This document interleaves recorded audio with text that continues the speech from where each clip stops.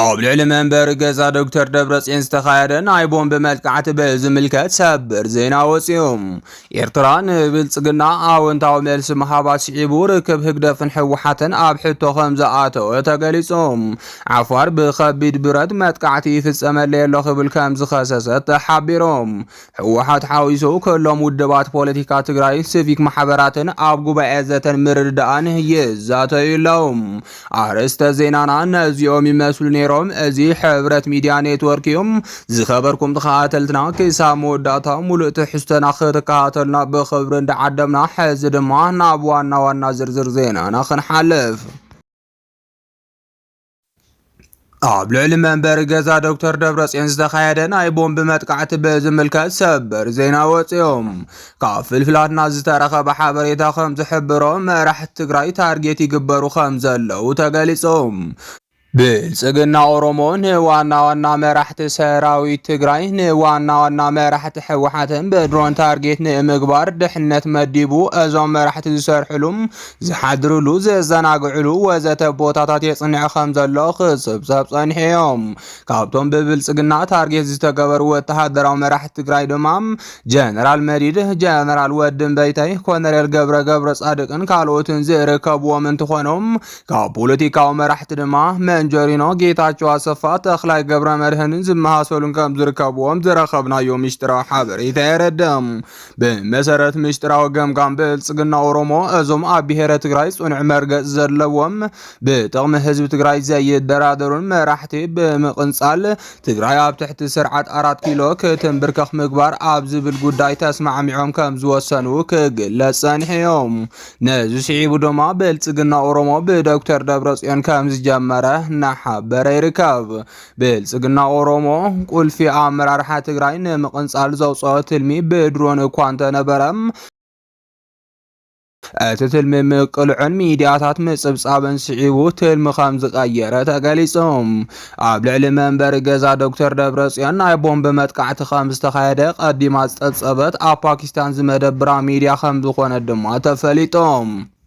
እታ ማይ ቪውስ ኦን ኒውስ እትበሃል ሚድያ ብሰበር ዜና ዝጸብጸበቶ መንበር ዶክተር ደብረጽዮን ብቦምብ ታርጌት ከም ዝተገበረ እኳ እንተገለጸት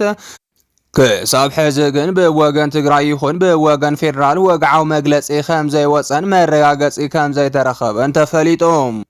ስለዚ ድማ እታ ሚድያ ብቋንቋ እንግሊዝኛ ንዓለም ዘርግሓቶ ጸብጻብ ተጋሩ ሕድሕዶም ምብላዕ ጀሚሮም ንኽብሃል ኮነ ተባሂሉ ብብልጽግና ተቐናቢሩ ዝተውሃባ ዜና ክኸውን ከም ዝኽእል ግምታት እናወፁ ይርከቦም እዚ ከምዚ ኢሉ እናሃለወ መራሕቲ ሕወሓት ግን ኣብታ ውድብ መሰረታዊ ለውጢ ንምምጻእ እናተገማገሙ ከም ዝርከቡ ዝረኸብናዮ ሓበሬታ የረዳም ደደቢት ሚድያ ሒዛቶ ዝወፀት ሓበሬታ ከም ዘመላኽቶ ሕወሓት መሰረታዊ ለውጢ ትገብር ስለ ዘላም ህዝቢ መጻኢኡ ብሩህ እዩ ክትብል ጸብጺባያ ካብ ካልኦት ፍልፍላትና ዝተረኸበተ ወሳኺ ሓበሬታ ከም ዝገልጾ ድማ ዶክተር ደብረጽዮን መንጀሪኖን ጌታቸው አሰፋን ካልኦት ነባራት ኣመራር ሕወሓትን ብሓደሽቲ መራሕቲ ክትክኡ ከም ዝኽእሉ እናተገለጸ ይርከብ ስለዚ ድማ ስልጣን ርስቲ ገይሮሞ ብዝብል ዝሕመዮ መራሕቲ ሕወሓት ሕዚ ግን ስልጣን ይኣኽለና ዝበሉ ይመስል ክብሉ ፍልፍላትና ገሊጾም እዮም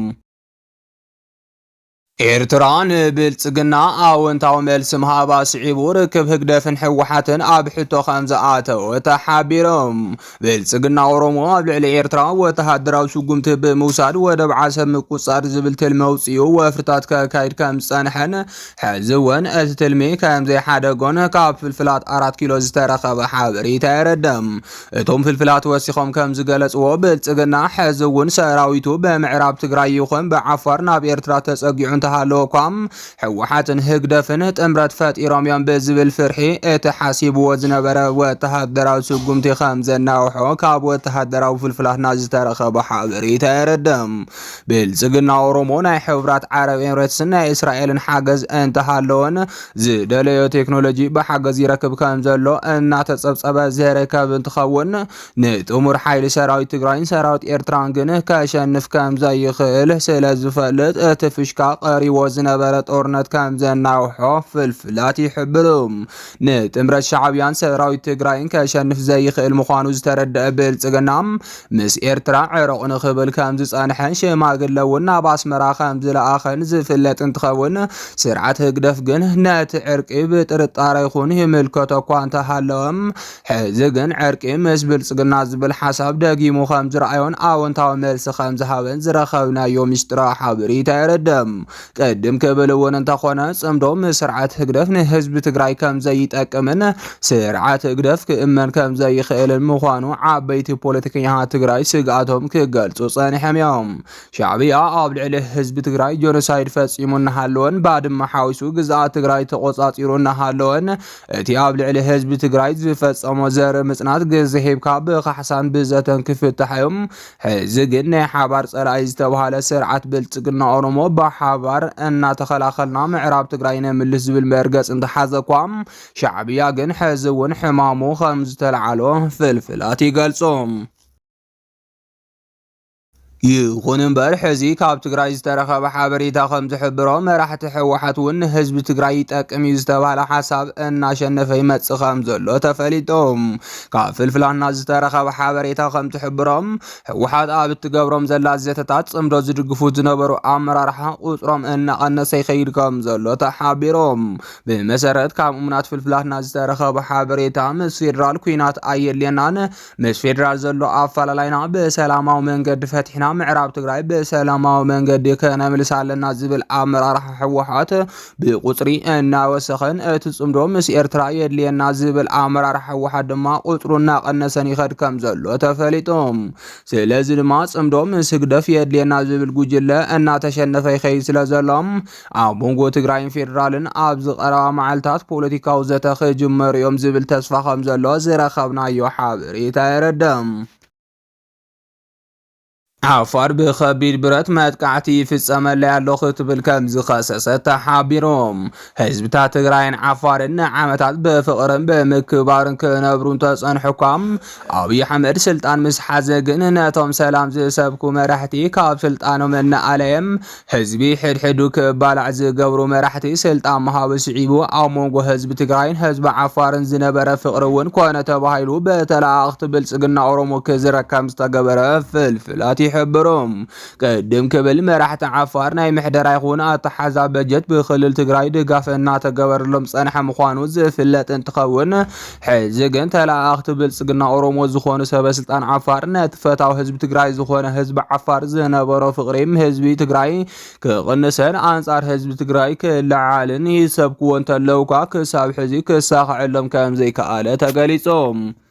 ይኹን እምበር ውሑዳት ብገንዘብ ዝተዓደጉ ተወለድቲ ዓፋር ግን ትእዛዝ ብልጽግና ኦሮሞ እናተቐበሉ ኣብ ልዕሊ ህዝቢ ትግራይ ከቢድ ጉድኣት ከብጽሑ ከም ዝጸንሑን ሕዚ እውን ሓይልታት ኣተኣኺቦም ጦርነት ብምኽፋት ህዝቢ ትግራይ ኣብ ጎንፂ ንኽነብር ይገብሩ ከም ዘለውን ዝረኸብናዮ ሓበሬታ የረድም። እዞም ተላእኽቲ ብልጽግና ኦሮሞ ዝኾኑ ሓይልታት ዓፋር ሕዚ ድማ ሰራዊት ትግራይ ብመድፍዕ ይድብድበና ኣሎ ኢሎም መግለጺ ከም ዘውፅኡ ተሓቢሮም። ህዝቢ ትግራይ ኣብዚ ሕዚ እዋን ሰላም ውን ኣብ ከቢድ ናይ ቁጠባ ቅልውላውን እናሃለወም ደጀን ህዝቢ ትግራይ ዝኾነ ሰራዊት ትግራይ ጦርነት ይደልሎም ብመድፍዕ እውን ይድብድበና ኣሎ ዝብል መግለፂ ምውፅኦም ንብዙሓት ከም ዘሕዘነ ተፈሊጦም። ኣብ ሩብ ትግራይ ዘሎ ሰራዊት ትግራይ ኣብ ሓራ መሬት ዓፋር ዝርከብ ዓማጺ ሓይሊ ትግራይን ድኡኻት ብልጽግና ዝኾኑ ሓይልታት ዓፋርን ዝገብርዎ ዘለዎም መጥቃዕቲ ምክልኻል እምበር ናይ ጦርነት ድልየት ከም ዘይብሉ ክገልጽ ጸኒሑ እዮም። ሕወሓት ሓዊሱ ኩሎም ውድባት ፖለቲካ ትግራይን ሲቪክ ማሕበራትን ኣብ ጉባኤ ዘተን ምርድዳእን ይዛተዩ ኣለዉ። ኣባላት ጉባኤ ዘተን ምርድዳእን ኣይተ ፀሃየስ ጎዶም መጋቢ ምሕረት ኣብ ብርሃንን ኣይተ ብርሃ ገብረ ወልድን ድምፂ ወያነ ትግራይ ከም ዝገለጽዎም ህዝቢ ትግራይ ካብ ዝበፅሖ ጸገም ንምውፃእ እቲ ጉባኤ እንጎ መማረፂ ከም ዝኾነን ተስፋ ዝተገበረሉን ከም ዝኾነን ነዚ ድማ ኩሎም ውድባት ፖለቲካን ሲቪክ ማሕበራትን ተረዳዲኦም ይዝትዩ ከም ዘለዉ ሓቢሮም። እቲ ጉባኤ ብቐንዱ ዝተጣየሸሉ ዕላማ ተጋሩ ኣብ ብሄራዊ ሓድነት ሓበራዊ ምርድዳእ ክፈጥሩ ምዝታይ እምበር ምትዕርራቕ ምድርዳርን ካልእን ዕላማ ከም ዘይብሉ ኣፍሊጦም እዮም። ነዚ ድማ እቲ ጉባኤ ክሳብ ሕዚ ምስ ኩሎም ውድባት ፖለቲካ ትግራይ ሲቪክ ማሕበራት ካብ ትግራይ ወፃኢ ዝርከቡ ጽልዋ ፈጠርትን ኣብ ኣዲስ ኣበባን ዓፋርን ዝርከቡ ዘተ ከም ዝተሳለጠ ሓቢሮም ኣብቲ ዘተ ኩሎም ብሄራዊ ሓድነት ከጠናኽሩን ሓበራዊ ምርዳእ ክፈጥሩን ባህጊ ከም ዘለዎምን ኣመልኪቶም እዮም ኢሎም። እዚ ማለት ኩሎም ውዳበታት ዕላምኦም ገዲፎም ኣብ ሓደ ይጭፍለቑ ከም ዘይኮነ ገሊፆም ኣብ ትግራይ ሰፊሕ ፀገም ከም ዘሎ ዝሓበሩ እቶም ኣባላት እቲ ጉባኤ ህዝቢ ብሓፈሻ ተመዛበልቲ መናእሰይን ብፍላይ ኣብ ከቢድ ፀገም ከም ዝርከቡን ሕውየትን ዳግመ ህንፀትን ትግራይ ንምርጋፅ ዝሕግዝ ሓሳባት ማእኸል ዝገበረ ዘተ ይሳለጥ ከም ዘለውን ሓቢሮም بمسارات زي لومي عابست خيادة زتا اتقوبا بقصالي انتاي زعبا خمزتايو اتزتا نمنتاي خمزتايوم اتزتا ماني مرحايون كالوتن حابراو مردان نخهلو ازاتايو خمزلو قاليسام كساب حزي اتقوبا انت تازن برسقات مالتون كلهم بوليتيكا ودبات تقراي يساتوفو ديخونو زبله كخبدي خيليو سقات كمزنبرن كمزتسقرن بمسارة زي حوحات حويسو كلهم بوليتيكا ودابتات يزاتو خمزلو ابريهم عبدورحي مثل عليك يتشحن سالة سميتين توكلت حزب تقراي ذات خسالة تسبيتي قباريهم قوبا ذات مردان عسران حال نحاسة خلتشن عصر شعاتن عامة مرت بعلي ببريزدانت غزيام محدار تقراي جنرال تحدث ورد 15 يفلت نايلومي زيناتنا ابزب كعمل لون مكتتالكم نمسجن